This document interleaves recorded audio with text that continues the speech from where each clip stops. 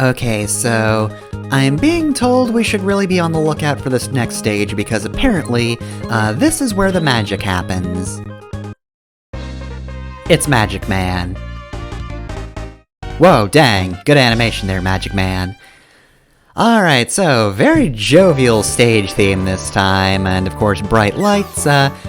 Honestly, if you liked Clown Man's stage from Mega Man 8, obviously this isn't quite the same vibe, but it's very similar. It's a lot of amusement park type stuff. Less bright colors than that, though. This is a nighttime stage, which I think actually makes it a pretty cool difference. Because otherwise, yeah, there's a lot of similarities, like the trains here that you can ride on top of, but if you get in front of them, they will run you the fuck over. And also, no, you can't stand on that track. That's only for trains. If you try to land on the track, you will fall through the track and you will die. And right here we have the mini-boss from Sonic 3. Except it's not actually a mini-boss, it's just that mini-boss as an enemy that allows you to move forward, but also tries to kill you. It is killable, but thankfully another one will spawn in just so you don't screw yourself over.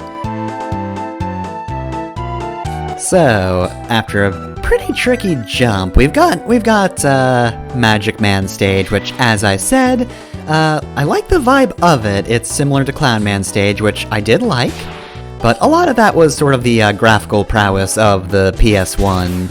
I thought it made some very good-looking tile sets and backgrounds, but first off, SNES backgrounds still look pretty darn good. Second off, again, I think making this a kind of nighttime situation is really cool, and sets it apart from Clown Man stage a decent amount.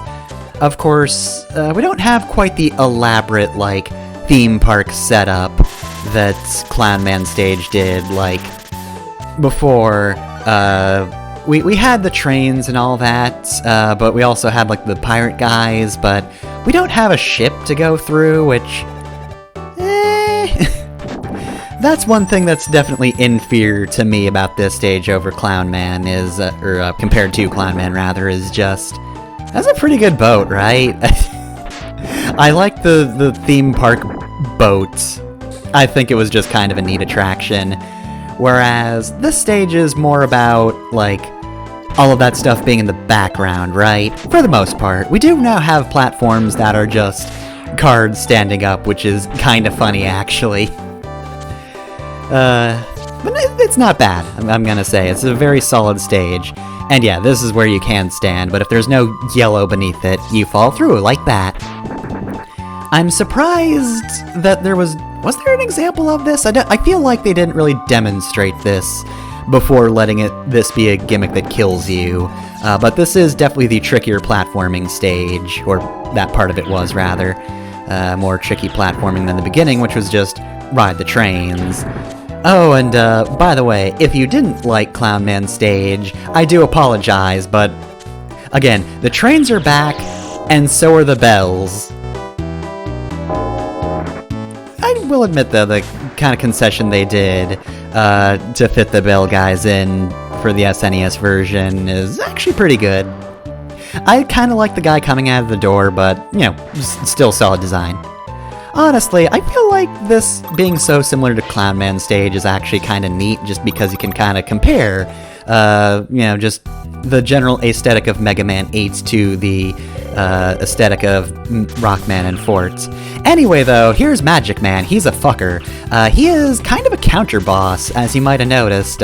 Every time I've hit him, he does an attack. He'll either do the straightforward shot, which is not too difficult to dodge. Again, bass. Disclaimer, still playing his bass. That hasn't changed, in case you didn't notice.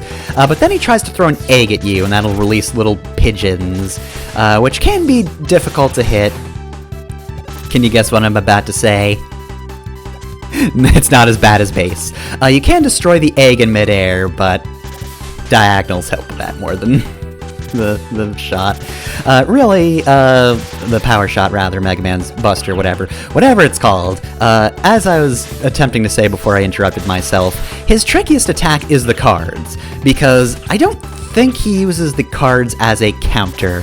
I don't recall him ever using the cards after I've hit him. It's only these 2 attacks, but after a while, after he's done some amount of dashing, he will stop in place and throw a boomerang card, which is pretty tricky, A, because he stops in place, which, you know, threw me off. I think in earlier takes I was probably trying to switch sides in the room, but that doesn't really work super well. But yeah, the cards are very tricky, and of course they come back, and considering it's very easy for them to fly off screen, the timing of dodging them can be tricky. Oh, and yeah, destroying those shots will also create dice. So they are destroyable, but they actually create a lot of enemies. More than the pigeon strike, the pigeon egg strike, which is why I was fine with letting them not be destroyed. That didn't ruin the run when I wasn't able to destroy the egg midair, but that's why I tried my best not to hit the magic shots, because that's a lot of dice, guys, and Magic Man doesn't kill them with his attack, so they're just your problem if that happens. And if they're your problem, you're probably gonna be hit. Magic Man is very tricky, but hey, for defeating him we get Magic Card, which is very versatile. So I'm sure we'll be seeing plenty of Magic Cards starting next time on Mega Man and Bass.